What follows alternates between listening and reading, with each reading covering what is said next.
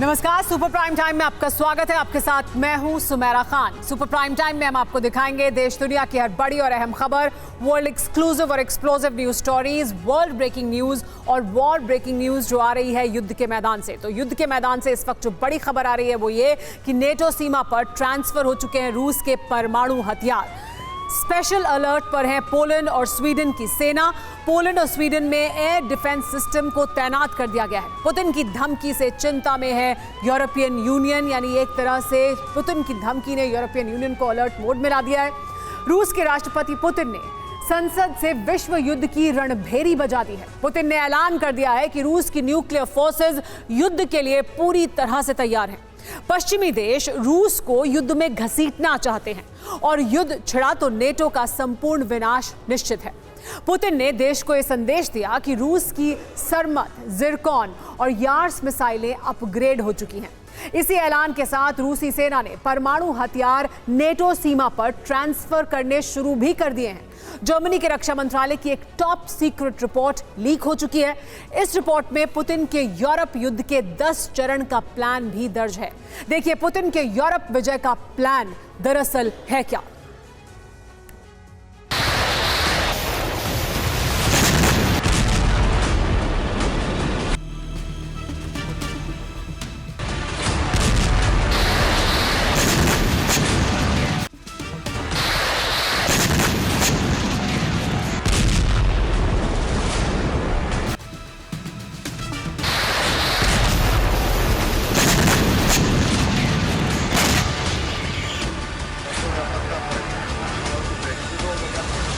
तीसरे विश्व युद्ध का दिन और समय निश्चित हो चुका है।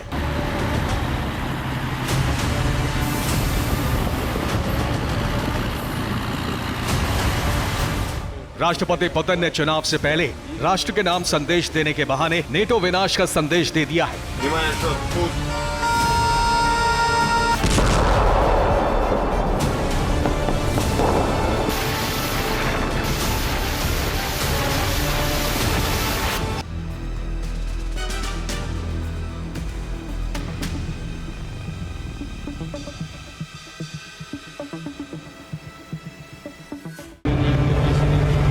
राष्ट्रपति चुनाव से 15 दिन पहले पुतिन ने रूस की संसद के दोनों सदनों के संयुक्त संबोधन से ऐलान कर दिया है कि विजय रूस की होगी या फिर सर्वनाश निश्चित है।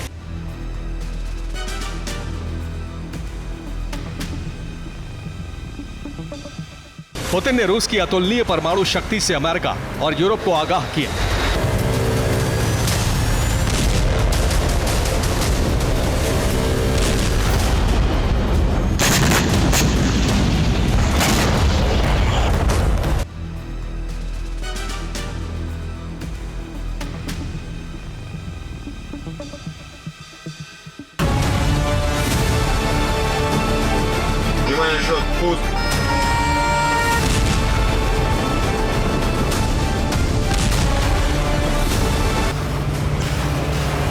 रूस की संसद के मंच से यह पुतिन के दुश्मनों को आखिरी चेतावनी है। यूरोप में विश्व युद्ध का भय फैल चुका है।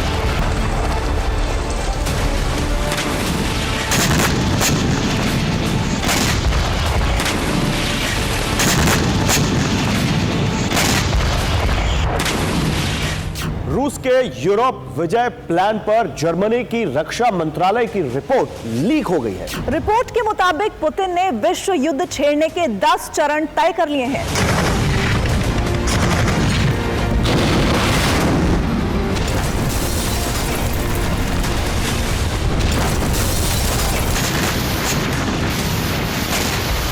यूक्रेन युद्ध शुरू होने के बाद ही यह कहा जाने लगा था कि इसका अंजाम विश्व युद्ध हो सकता है, और अब यही होने जा रहा है, क्योंकि यूक्रेन की जमीन पर सिर्फ उसकी नहीं बल्कि कई देशों की सेना रूस से मुकाबले के लिए उतरने वाली है।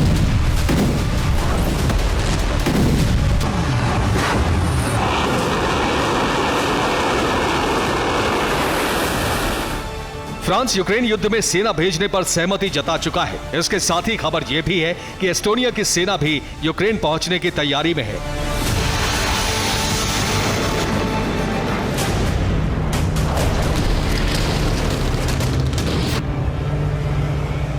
रूस ने कहा है कि यूक्रेन युद्ध में नेटो सेनाओं के उतरने का मतलब रूस और नेटो के बीच सीधा युद्ध होगा।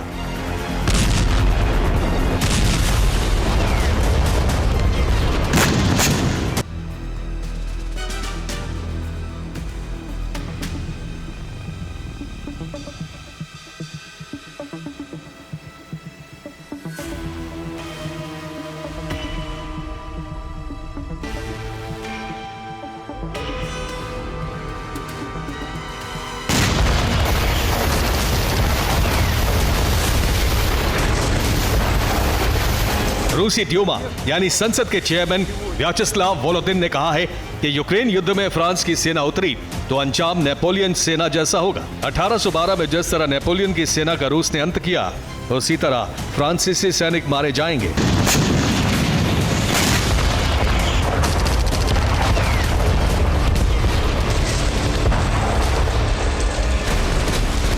फ्रांस ने भले ही यूक्रेन में सेना भेजने का बयान दिया हो, लेकिन यूरोपियन यूनियन के सभी देश अभी एक राय नहीं है।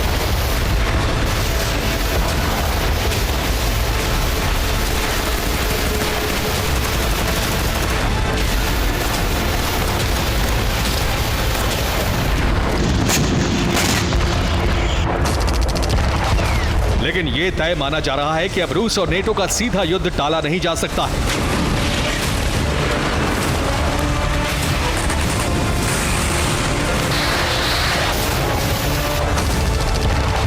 जर्मनी के रक्षा मंत्रालय की लीक हुई रिपोर्ट के मुताबिक बाल्टिक देश लिथुआनिया, लातविया और एस्टोनिया को पोलैंड से जोड़ने वाले सुवाल्की गैप से विश्व युद्ध शुरू हो सकता है। सुवाल्की गैप 65 किलोमीटर लंबी एक पट्टी है। सुवाल्की गैप के पास रूस का कैलिनिनग्राड नेवल बेस है और सुवाल्की पर कब्जा करके रूस बेलारूस से कैलिनिनग्राड का सीधा कनेक्शन जोड़ना चाहता है।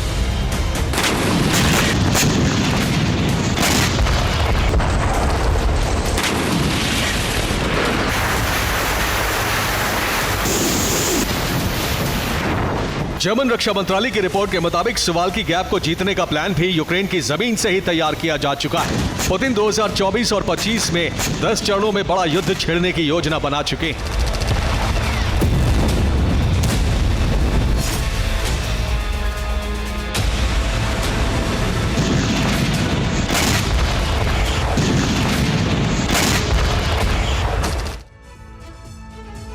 पुतिन के विश्व युद्ध के 10 चरणों में पहला चरण मार्च 2024 में शुरू होगा। इसके तहत चुनाव के बाद रूस में बड़ा भर्ती अभियान चलाया जाएगा। रूसी सेना में 2 लाख से ज्यादा सैनिकों की भर्ती की जाएगी। दूसरा चरण मई 2024 में शुरू होगा। इस महीने रूस का ऑपरेशन यूक्रेन स्प्रिंग ऑफेंसिव शुरू होगा।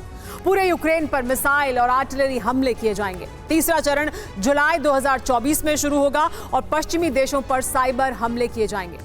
रूस पश्चिमी देशों से हाइब्रिड युद्ध शुरू कर देगा, मतलब अंडर वाटर इंटरनेट केबल सहित अहम संसाधनों पर हमले हो सकते हैं।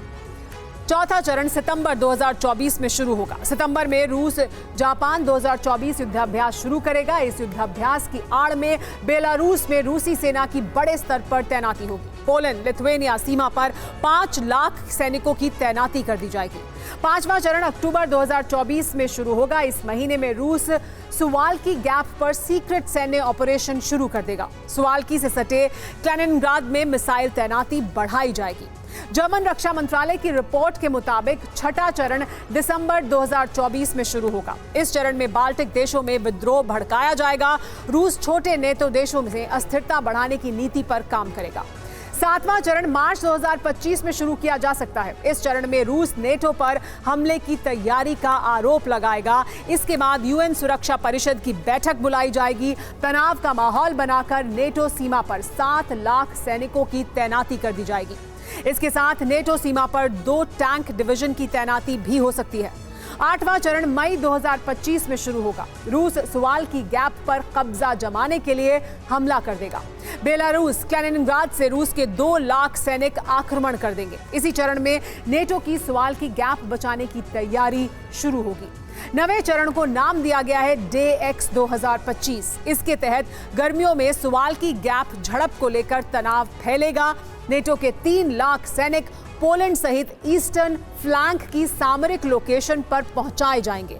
जर्मनी की रिपोर्ट में दर्ज है कि 10वां चरण डे एक्स के 30 दिन बाद शुरू होगा। इस चरण में नेटो रूस के 5 लाख सैनिकों की भिड़ंत शुरू हो जाएगी। सुवाल्की गैप में बड़ा युद्ध छिड़ सकता है। आशंका है कि सुवाल्की गैप से वर्ल्ड वॉर 3 की शुरुआत हो जाएगी।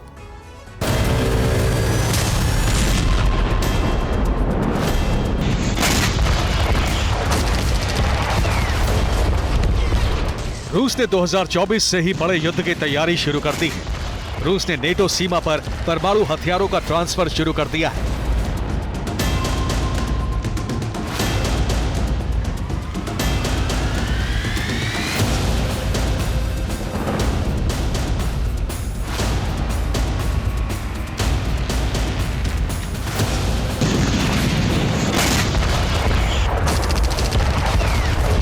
राष्ट्रपति पुतिन ने राष्ट्र के नाम संदेश में ही साफ कह दिया है कि रूस अपने अस्तित्व पर आए खतरे से हर तरीके से निपटने के लिए तैयार है और उसकी परमाणु शक्ति दुश्मन को पलक झपकने का मौका भी नहीं देगी।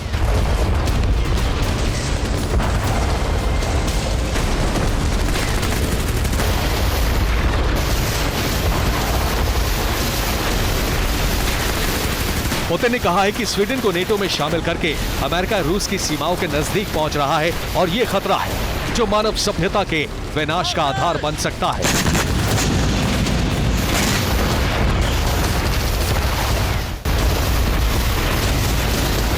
पुतिन ने आगाह कर दिया है कि अगर यूक्रेन में नेटो सेनाएं उतरी तो यूक्रेन की धरती से यूरोप महाविनाश का बवंडर उठता देखेगा, जो नेटो के समूल नाश का बवंडर बनना तय है।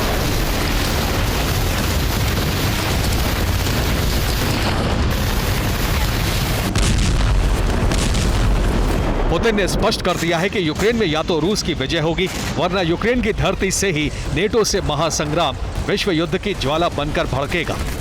Bureau report, TV9 Bharatvarsh.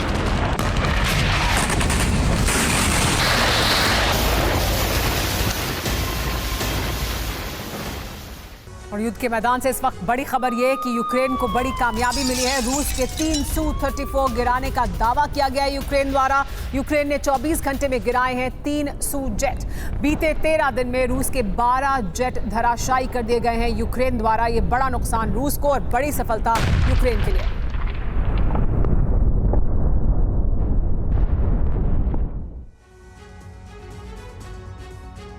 अगर मिडिल ईस्ट में बारूदी जलजला आया हुआ है तो यूरोप में एटमी तूफान का अंदेशा है। इतना भयानक युद्ध शुरू हो सकता है जो शीत युद्ध से भी ज्यादा खौफनाक हो सकता है, क्योंकि रूस परमाणु ताकत में नेटो से ज्यादा शक्तिशाली है। इसी वजह से अमेरिका और ब्रिटेन रूस से टकराने का जोखिम नहीं लेना चाहते, जबकि पुतिन यूक्रेन के सरेंडर की तारीख तय कर चुके हैं, क्योंकि उन्होंने अगले टारगेट पर हमले का ब्लूप्रिंट तैयार कर लिया है, जिसके बाद तय माना जा रहा है कि काले सागर से लेकर बाल्टिक सागर तक ऐसा कोहराम मचने वाला है जिसमें या तो नेटो का वजूद खत्म हो जाएगा या फिर रूस बर्बाद हो सकता है।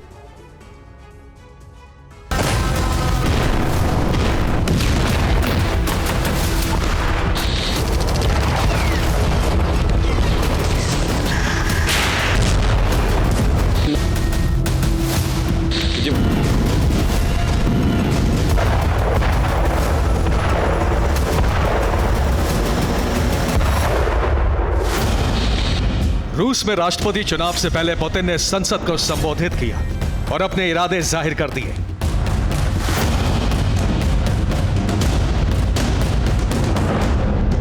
न सिर्फ युद्ध नीति के बारे में बताया, बल्कि सीधे सीधे पश्चिमी देशों को बता दिया कि रूस आग है।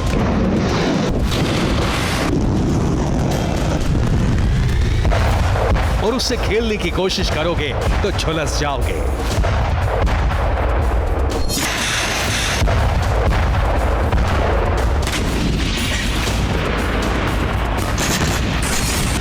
जिस वक्त पुतिन ब्लूप्रिंट के बारे में बता रहे थे, उसी वक्त यूक्रेन पर ताबड़तोड़ हमले हो रहे थे।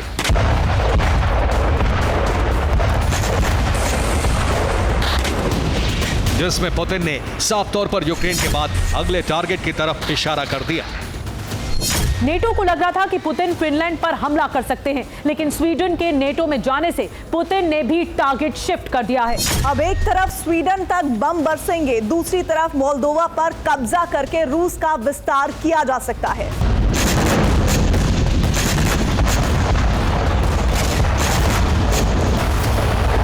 और इसके लिए रूस की तैयारी क्या है, यह समझ लीजिए। अगर परमाणु बम का भी इस्तेमाल करना पड़े तो पुतिन इसमें पीछे नहीं हटने वाले।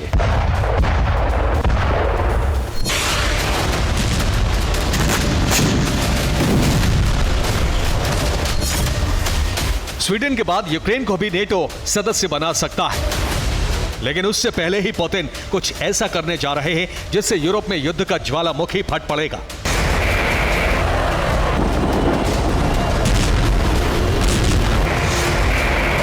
पुतिन उन इलाकों पर कब्जा करने के लिए सेना को भेज रहे हैं जहां रूस के समर्थन वाली आबादी ज्यादा है। ऐसा ही इलाका है ट्रांसनिस्ट्रिया। जिस पर मोल्दोवा अपना कब्जा करना चाहता है, लेकिन रूस की मदद से ट्रांसनिस्ट्रिया एक स्वतंत्र स्टेट बना हुआ है। अब पुतिन उसे उसी तरह से रूस में विलय कराएंगे जैसे 2014 में क्रीमिया का कराया था। इसके लिए रूसी सैनिक तेजी से आगे बढ़ रहे हैं, एक बड़ी तैयारी के साथ, जिसमें न सिर्फ ट्रांसनिस्ट्रिया कब्जे में होगा बल्कि यूक्रेन के कई पोर्ट और बड़ा तटीय इलाका रूस के कब्जे में आ जाएगा।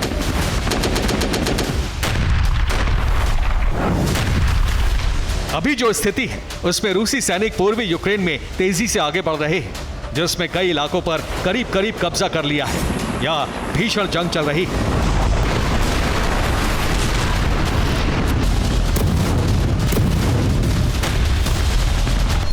वो इलाके हैं क्रेमिना, बाखमुत, अवदीव्का, करीब करीब पूरी तरह रूस के कब्जे में है, जबकि मरीनका, मैरियोपोल और रोबोटाइन में जबरदस्त जंग चल रही है।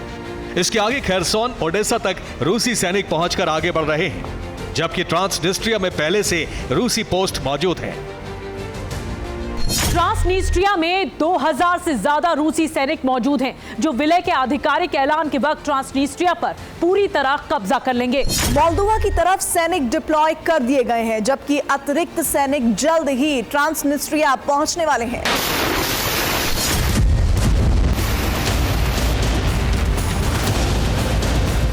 जाहिर है पुतिन ये दिखाना चाहते हैं कि अगर नेटो स्वीडन को सदस्य बनाता है तो वो ट्रांसनिस्ट्रिया का विलय रूस में कराएंगे, और ऐसा प्रस्ताव खुद ट्रांसनिस्ट्रिया की तरफ से आया है।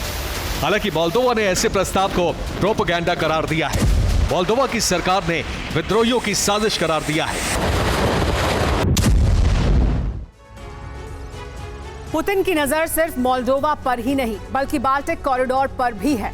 बाल्टिक देशों से स्वीडन तक पड़ने वाले इस कॉरिडोर पर पुतिन कब्जा जमाना चाहते हैं। इसके लिए सबसे पहले बाल्टिक देशों पर हमला करने की तैयारी है, जिसमें पहला हमला एस्टोनिया पर किया जा सकता है, क्योंकि एस्टोनिया ने यूक्रेन में सेना भेजने की बात कही है। फिर पुतिन लिथुआनिया, लातविया पर हमला करके उसका विलय रूस में करा सकते हैं। इस बीच पोलैंड पर बेलारूस की तरफ से अटैक हो सकता है। बाल्टिक देशों और पोलैंड पर हमले के दौरान रूस सुवाल्की गैप पर कब्जा कर सकते हैं। यही वजह है कि कैलिनिंग्राड पर तैनाती बढ़ाई जा रही है। वहां पहले से मौजूद न्यूक्लियर बेस है। इसके अलावा हाइपरसोनिक मिसाइलें लगाई जा रही हैं। बाल्टिक देशों के बाद फिनलैंड और स्वीडन पर हमले की तैयारी है, जिससे पुतिन बाल्टिक कॉरिडोर तक रूस का विस्तार कर सकें।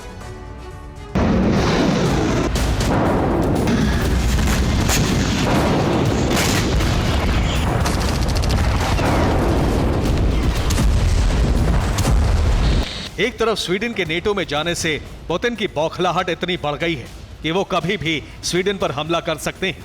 दूसरी तरफ ट्रांसनिस्ट्रिया की तरफ से विलय प्रस्ताव के बाद पुतिन मोल्दोवा पर कब्जे की तैयारी में है।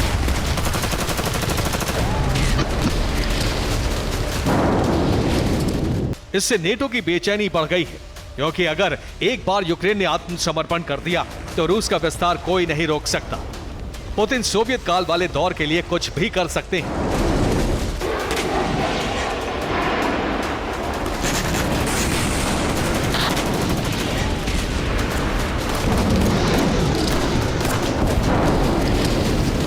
यही वजह है कि पुतिन की सेना एक नए ब्लूप्रिंट के तहत आगे बढ़ रही है।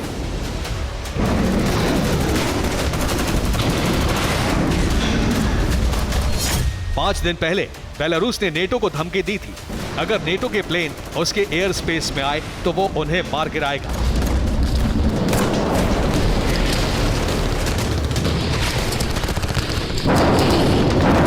ये सब कुछ रूस के इशारे पर हो रहा है। रूस अब अपना दबदबा बढ़ा रहा है, वो सीधे नेटो को धमका रहा है।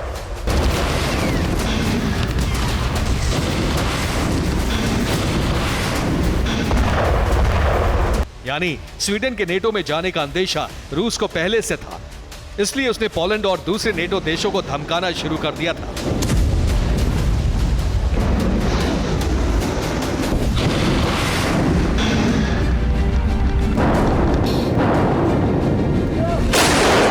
दूसरी तरफ लगातार ओडेसा पर हमले करना भी उसी प्लान का हिस्सा है, जिसमें रूस अपनी सरहद बढ़ाना चाहता है। इसके लिए असली बर्बादी मोल्दोवा में बाकी है। 1991 में सोवियत संघ से अलग हुए मोल्दोवा पर कब्जे के लिए रूस ओडेसा रूट से आगे बढ़ रहा है। ओडेसा के अलावा जंग का नया मोर्चा ट्रांसनिस्ट्रिया में खुलने वाला है, जहां रूस के सैन्य बेस हैं और रूस के समर्थन वाला सत्ता तंत्र भी है। लेकिन मोल्दोवा अपने कब्जे का दावा करता है।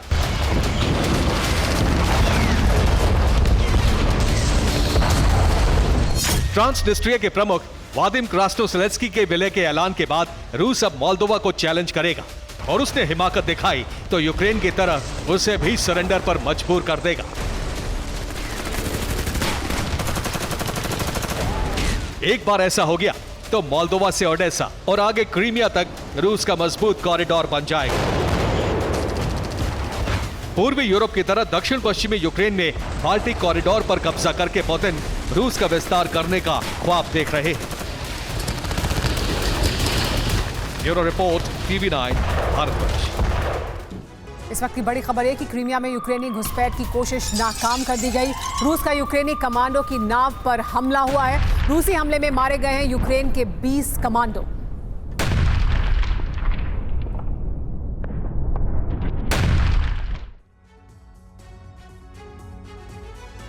पुतिन ने मॉस्को से जो जंगी ऐलान किया उसका असर युद्ध के मैदान में भी दिखा। पुतिन के संबोधन से पहले ही रूसी सेना ने फ्रंट लाइन पर विध्वंसक हमले करने शुरू कर दिए।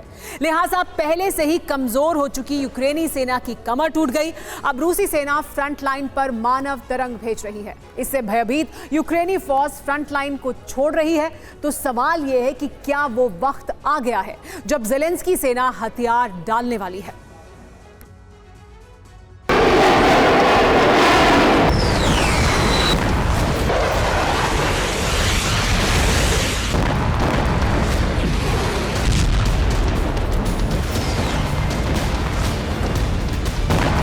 इस बारूदी बरसात को देख लीजिए।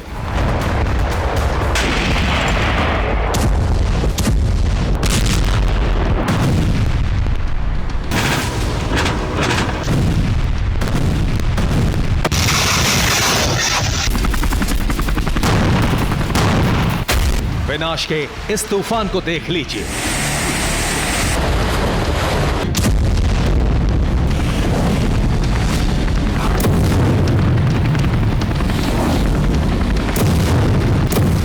ये जंग की वो ज्वाला है जिसमें समूचा यूक्रेन जलने वाला है।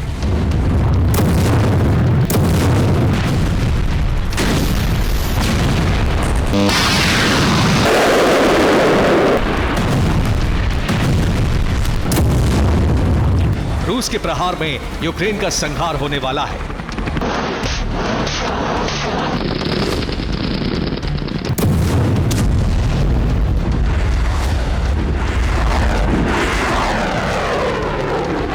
यूक्रेन के पास ना सैनिक हैं ना हथियार, ऊपर से रूस का बारूदी वज्रपात।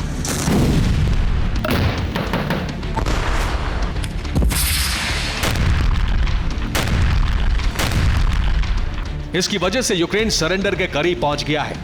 यूक्रेनी सेना करीब करीब हर फ्रंट लाइन से पीछे हटने को मजबूर हो गई है।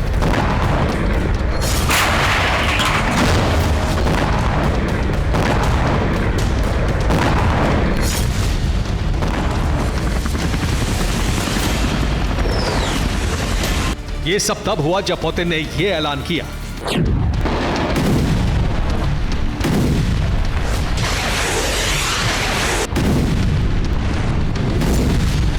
पुतिन ने यह ऐलान तब किया जब रूसी सेना ने भीषण बमबारी करते हुए कई फ्रंट पर बढ़त बना ली।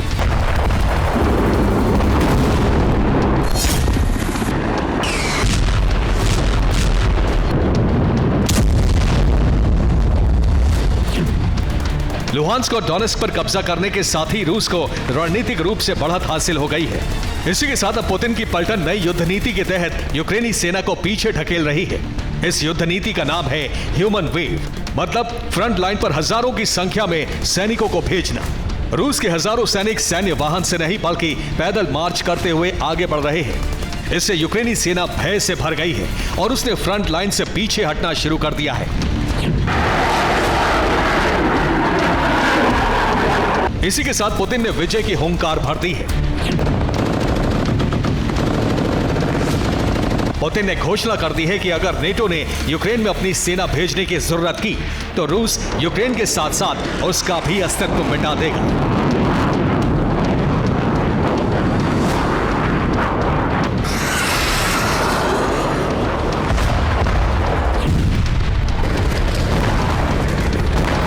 पुतिन ने जो कुछ कहा है वो इस बात का ऐलान कर रहा है कि आने वाला समय यूक्रेन के लिए अब तक का सबसे खतरनाक समय साबित हो सकता है।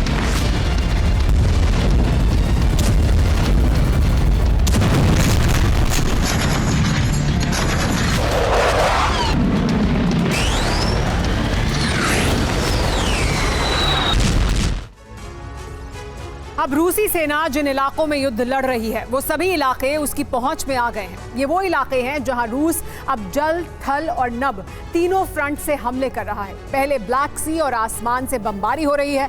बमबारी के बाद जब इलाका क्लियर हो जाता है तो रूस की ग्राउंड फोर्स हमला कर यूक्रेनी इलाकों पर कब्जा जमा लेती है। लुहांस्क और डोनेस्क पर रूस का कब्जा हो चुका है। यहाँ पर रूसी सेना के ऑयल डिपो और हथियार गोदाम हैं। रूसी हेलीकॉप्टर और एयरक्राफ्ट अब यहीं से रिफ्यूलिंग कर हवाई हमले कर रहे हैं। इसके साथ ही रूस की नेवी ब्लैक सी से मिसाइलों से हमले कर रही है। ये हमले इस वक्त दक्षिणी यूक्रेन के इलाकों में हो रहे हैं। Odesa, Kherson, Zaporizhzhia, Dnipro, Mykolaiv और क्रिविरी में यूक्रेनी सेना की कमर टूटती जा रही है। उसे फ्रंट लाइन छोड़कर भागना पड़ रहा है।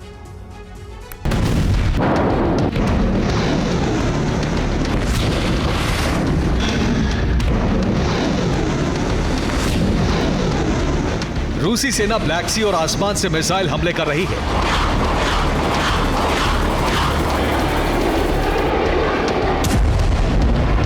फैब 500 से विनाश का नया चैप्टर लिखा जा रहा है।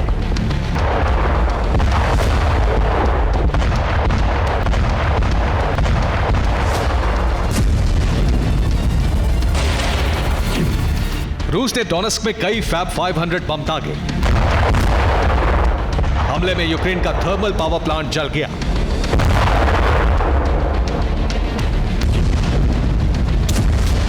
रूस ने भीषण हमला करते हुए अवदीप्का के पास एक और गांव पर कब्जा जमा लिया। मिकोलेव में भी रूसी सेना ने मिसाइल हमला कर एक थर्मल पावर प्लांट को तहस नहस कर दिया।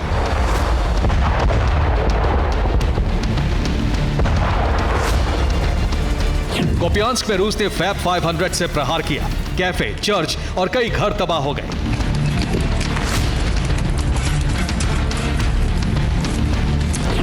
डोनेस्क के पास मौजूद क्रास्नोगोरोवका पर भी रूसी सेना का कब्जा हो गया है।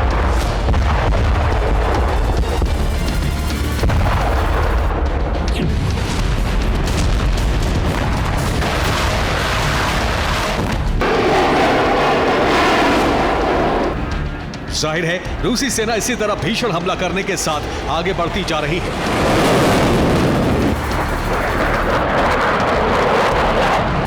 हर बीतते दिन के साथ वो विजय के करीब पहुंचती जा रही है।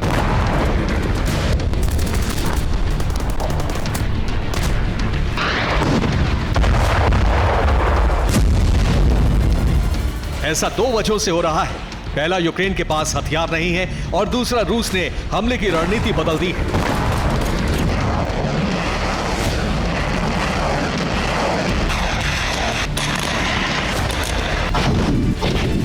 कमजोर हो चुकी यूक्रेनी सेना लड़ तो रही है लेकिन उससे कुछ हासिल नहीं हो रहा है।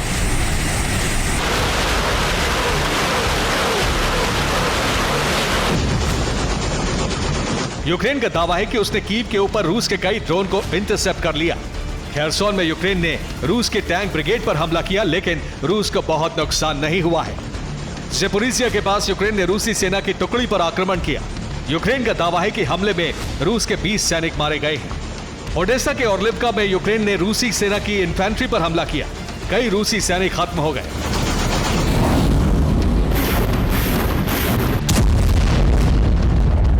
यूक्रेन पलटवार की कोशिश कर रहा है लेकिन उसकी कोशिश कामयाब नहीं हो पा रही है। रूस के विस्फोट की वजह से उसे फ्रंट लाइन से पीछे हटना पड़ रहा है। अगर युद्ध में कुछ दिनों तक यही होता रहा तो यूक्रेन की पराजय को कोई टाल नहीं पाएगा। Bureau report, TV9, Bharatvarsh.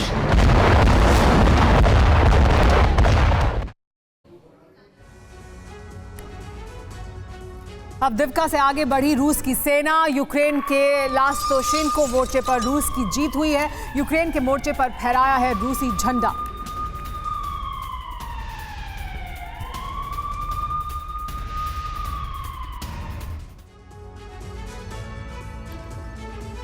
Ukraine के पास जब तक हथियार हैं तब तक रूस के लिए जीत मुश्किल है। बाइडेन की तमाम कोशिशों के बावजूद अमेरिका से यूक्रेन के लिए फंड जारी नहीं हो पा रहा है। ऐसे में नेटो के छोटे छोटे देश यूक्रेन की मदद कर रहे हैं। ब्रिटेन ने जनवरी में जरूर यूक्रेन को बड़ी मदद देने का ऐलान किया है। ऐसे में ब्रिटेन एक बार फिर पुतिन की आंखों में चुभ रहा है। माना जा रहा है कि यूक्रेन की हथियार सप्लाई को रुकवाने के लिए और नेटो के देशों को डराने के लिए रूस ब्रिटेन के खिलाफ युद्ध छेड़ सकता है। ब्रिटेन में इस वक्त सैनिकों की भारी कमी है और हालात ऐसे हैं कि ब्रिटेन अपना एयरक्राफ्ट कैरियर बेचने का मन बना रहा है।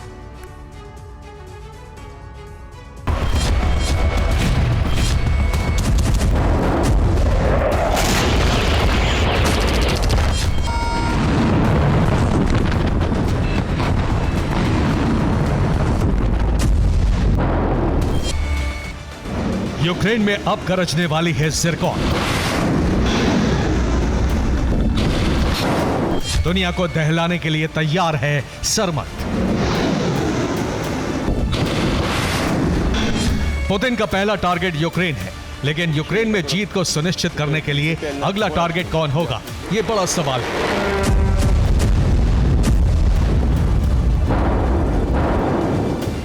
पुतिन ने जाहिर कर दिया है कि अब युद्ध में भारी और घातक हथियारों का इस्तेमाल होने जा रहा है।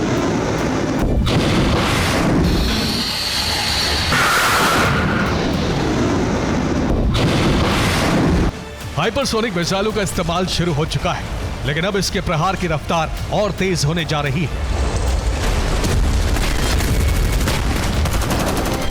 रूस की सेना को सरमत मिसाइल से लैस कर दिया गया है। रूस यूक्रेन युद्ध का भविष्य आज पुतिन ने दुनिया को बता दिया है। संकेत सिर्फ यूक्रेन के विध्वंस का नहीं, बल्कि ये चेतावनी यूक्रेन के तमाम मददगारों के लिए भी है।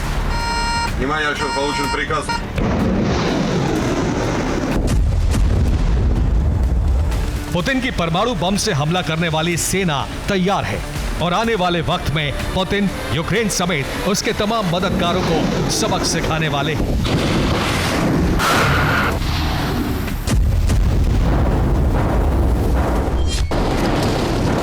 पुतिन के संबोधन से साफ हो गया है कि पुतिन अब युद्ध में जीत के लिए रूस की पूरी शक्ति का इस्तेमाल करेंगे, लेकिन युद्ध का दायरा यूक्रेन से बाहर भी जा सकता है।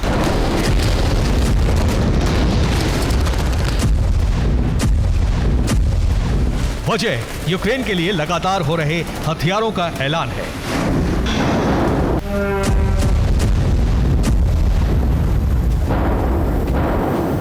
वॉर एक्सपर्ट्स के मुताबिक पुतिन किसी छोटे से यूरोपीय देश पर हमला करके रूस की छवि को खराब नहीं करना चाहते। पुतिन चाहते हैं कि शक्तिशाली देश पर हमला हो ताकि छोटे देश खुद यूक्रेन से दूरी बना लें।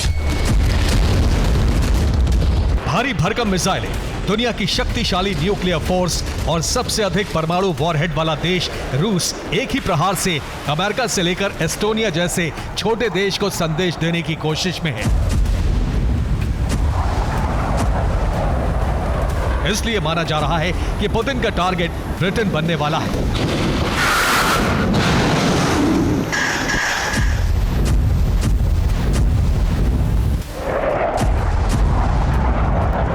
ब्रिटेन पर हमले की तैयारी रूस पिछले 1.5 साल से कर रहा है। बेलारूस में किंजल की तैनाती भी इसी मकसद से की गई थी।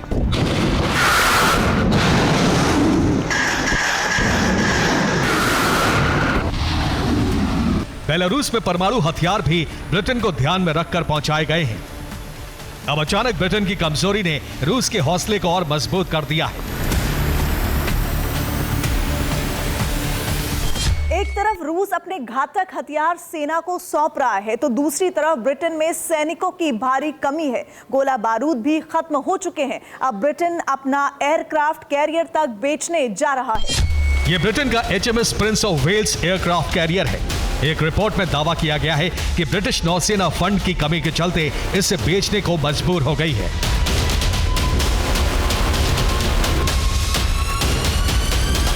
ब्रिटेन अपने इतिहास के सबसे कमजोर दौर से गुजर रहा है।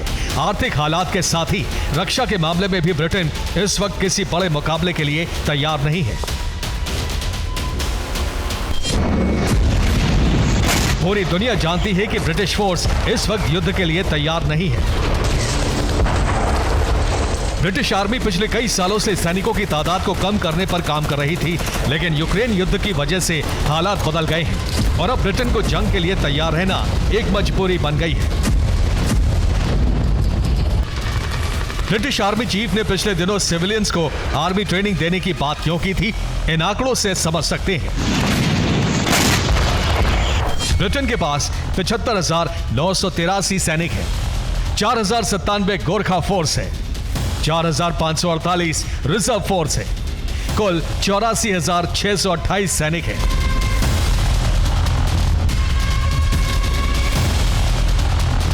एक तरफ ब्रिटिश आर्मी रूस से मुकाबले के लिए तैयार नजर नहीं आती है, तो दूसरी तरफ पुतिन ब्रिटेन पर हमले की तैयारी बहुत पहले कर चुके हैं। ब्रिटेन को टारगेट करने के मकसद से ही पुतिन ने बेलारूस में हाइपरसोनिक मिसाइलों से लैस फाइटर जेट्स को रखा है। बेलारूस में मिग 31K की तैनाती है। ये फाइटर जेट्स हाइपरसोनिक मिसाइल से लैस हैं। रूस के इन मिसाइलों की रेंज 2000 किलोमीटर है, यानी पुतिन के अटैक ऑर्डर पर साइन करने का मतलब है सिर्फ चंद मिनटों में लंदन में तबाही। अमेरिका भी रूस की प्लानिंग को बखूबी जानता है, इसलिए ब्रिटेन में परमाणु हथियारों की तैनाती का ऐलान किया गया था। इस ऐलान के बाद रूस ने अंजाम भुगतने की धमकी दी थी। पुतिन का मकसद यूक्रेन पहुंचने वाली हर मदद को रोकना है। यूक्रेन हथियार देने का ऐलान करने वालों की लिस्ट बहुत लंबी है, लेकिन अमेरिका के हाथ खींचने के बाद ब्रिटेन इसमें सबसे आगे है। जनवरी में सुनक ने कीव की यात्रा की थी और यूक्रेन के लिए फंड का ऐलान भी किया था। अब रूस ब्रिटेन पर हमला करके यूरोप के तमाम देशों को चेतावनी दे सकता है। रूस को लगता है कि अमेरिका इस दौर में रूस से युद्ध नहीं लड़ेगा और ब्रिटेन पर हमला यूक्रेन में जीत को आसान करेगा। Bureau report, TV9 Bharatvarsh. दुश्मन को घेरकर, उसके घर में घुसकर उसे बेदम करने की ताकत ही अमेरिका की पहचान है और इसी रणनीति के तहत अमेरिकी खुफिया एजेंसी CIA भी बड़े से बड़े ऑपरेशन को अंजाम देती है। इस बार आपको पता है CIA के टारगेट पर कौन है? रूस के राष्ट्रपति व्लादिमीर पुतिन। जी हां, खुद क्रेमलिन ने यह दावा किया है कि CIA के जासूस मॉस्को के चप्पे चप्पे पर मौजूद हैं। जानते हैं क्यों? पुतिन के खिलाफ बगावत फैलाने के लिए, पुतिन का तख्ता पलट करने के लिए और पुतिन के मर्डर को अंजाम देने के लिए। आखिर कब और कैसे, देखिए इस रिपोर्ट में।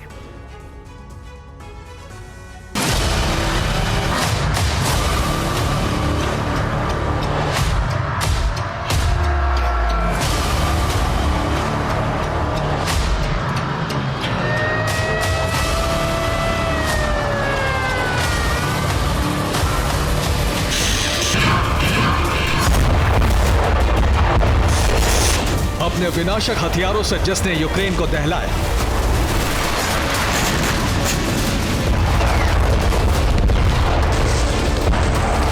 अपने आक्रामक तेवरों से जिसने दुनिया में दहशत फैलाई, उसी रूसी प्रेसिडेंट पुतिन पर महासंकट के बादल मंडराने लगे।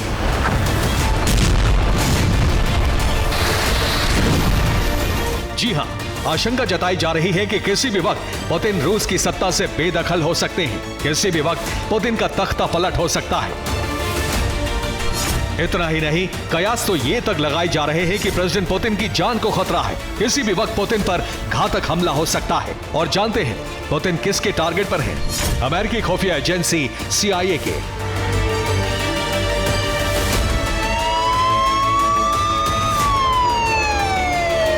आपको बता दें कि पुतिन से जुड़ा यह सनसनीखेज खुलासा किसी और ने नहीं बल्कि क्रेमलिन के प्रवक्ता दिमित्री पेस्कोव ने किया है। दरअसल दिमित्री पेस्कोव ने एक इंटरव्यू के दौरान दावा किया है कि US स्पाई एजेंसी CIA के जासूस मॉस्को में मौजूद हैं। CIA के खुफिया जासूसों का टारगेट प्रेसिडेंट पुतिन है। CIA के एजेंट पुतिन से जुड़ी हर जानकारी जुटा रहे हैं। पुतिन की कॉल और लोकेशन को ट्रैक किया जा रहा है। CIA इसके लिए लोकल इंटेलिजेंस की मदद ले रहा है।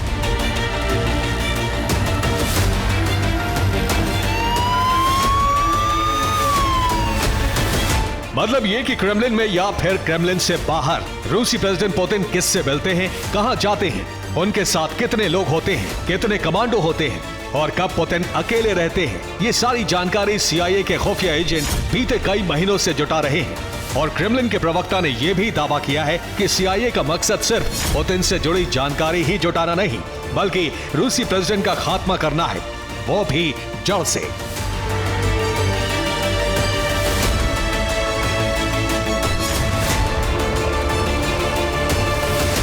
जी हां, दिमित्री पेस्कोव की माने तो अमेरिका ने अपने खुफिया जासूसों को खास मकसद के लिए मॉस्को भेजा है। आखिर क्या है CIA का सीक्रेट मिशन, ये भी जान लीजिए। मसलन CIA का सीक्रेट मिशन नंबर 1, पुतिन के खिलाफ रूसी आवाम में बगावती माहौल बनाना। CIA का सीक्रेट मिशन नंबर 2, 15 मार्च को रूस में होने वाले मतदान को प्रभावित करना।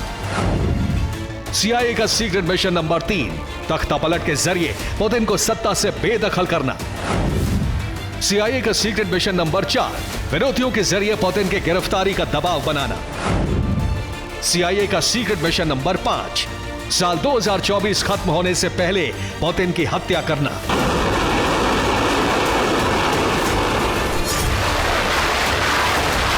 दरअसल वॉरफ्रंट में पुतिन से भिड़ना अपनी मौत को दावत देने जैसा है। ऐसे में आशंका जताई जा रही है कि अमेरिका ने CIA के खुफिया एजेंट्स को यह टास्क सौंपा है कि वो पुतिन के खिलाफ ऐसा चक्रव्यूह तैयार करें ताकि पुतिन अपने ही घर में घिर जाए और जैसे ही प्रेसिडेंट पुतिन कमजोर पड़े, उन्हें मौत के घाट उतार दिया जाए।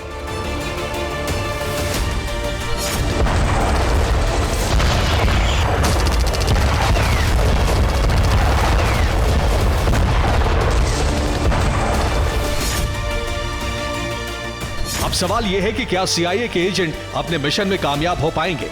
क्या रूसी प्रेसिडेंट पुतिन का दी एंड कर पाएंगे? तो आपको बता दें कि पुतिन यूं ही दशकों से क्रेमलिन के सिंहासन पर नहीं बैठे हैं।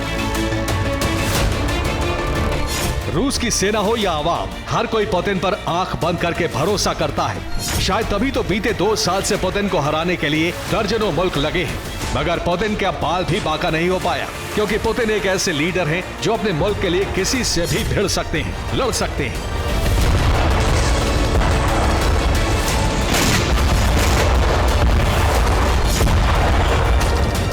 लिहाजा CIA का सीक्रेट मिशन मॉस्को में पूरा होगा, इस पर सस्पेंस बरकरार रहेगा। Bureau report, TV9 Bharatvarsh.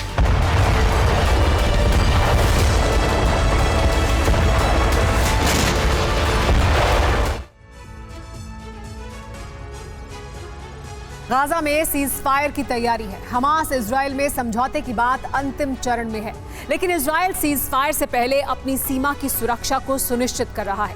Syria में इजराइल ने अपने दुश्मनों पर फिर बमबारी की है। ईरान समर्थित गुटों पर जबरदस्त हमला हुआ है।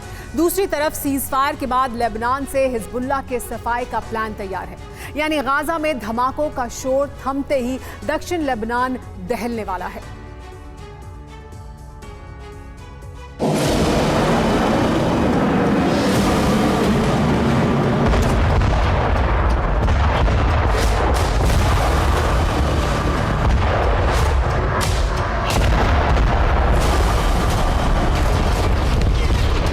गाजा की आग में सीरिया झुलस रहा है।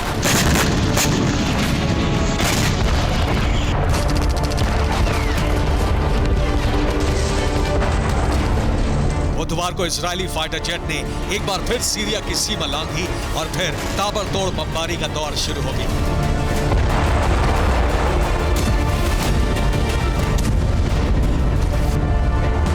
इजरायल के टारगेट पर ईरान के समर्थन से फल फूल रहे संगठन के लड़ाके थे।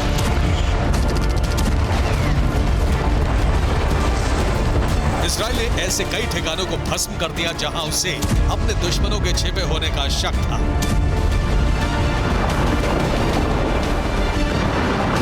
सीरिया की मीडिया रिपोर्ट के मुताबिक दमिश्क एयरपोर्ट पर भी मिसाइलों से हमला हुआ।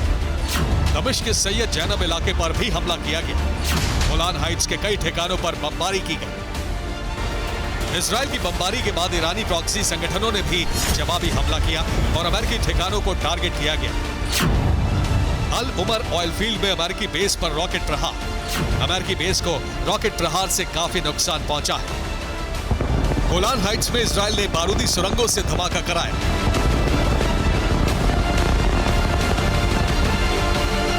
इजरायली सेना ने इन बारूदी सुरंगों को खत्म करके नए सिरे से माइंस लगाने का काम शुरू किया है। माना जा रहा है कि अमेरिका के दबाव में इजराइल गाजा में सीज फायर का ऐलान कर सकता है।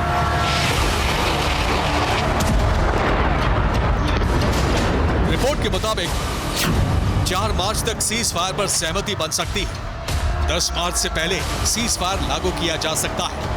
इजराइल और हमास के बीच शर्तों पर समझौता हो गया है। इजराइल जानता है कि सीजफायर के ऐलान के साथ ही हमास समेत तमाम प्रॉक्सी संगठन नई तैयारियों में जुट सकते हैं।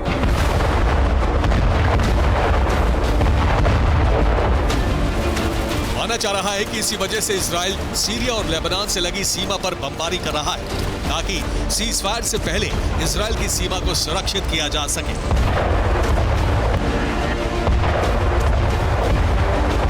सीरिया में हमलों के बीच लेबनान को लेकर भी प्लानिंग की जा रही है।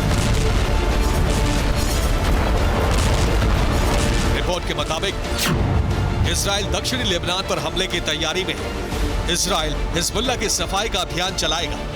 इजराइल के सैनिक लेबनान की सीमा में घुस सकते हैं। माना जा रहा है कि गाजा में सीजफायर का ऐलान करने के बाद इजराइल अपनी सेना को लेबनान भेज सकता है।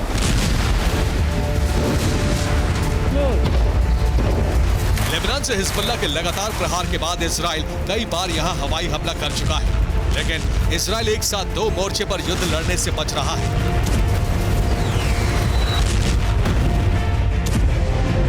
लेकिन अब गाजा में सीज फायर के बाद करीब 1 महीने तक इजराइल के पास लेबनान में स्पेशल ऑपरेशन चलाने का मौका है। हिजबुल्लाह के रॉकेट प्रहार से इजराइल की कई चौकियां तबाह हो गई। सीमा से करीब 10,000 लोगों को सुरक्षित जगह शिफ्ट करना पड़ा है। लेबनान की सीमा पर सेना की भारी तैनाती करनी पड़ी।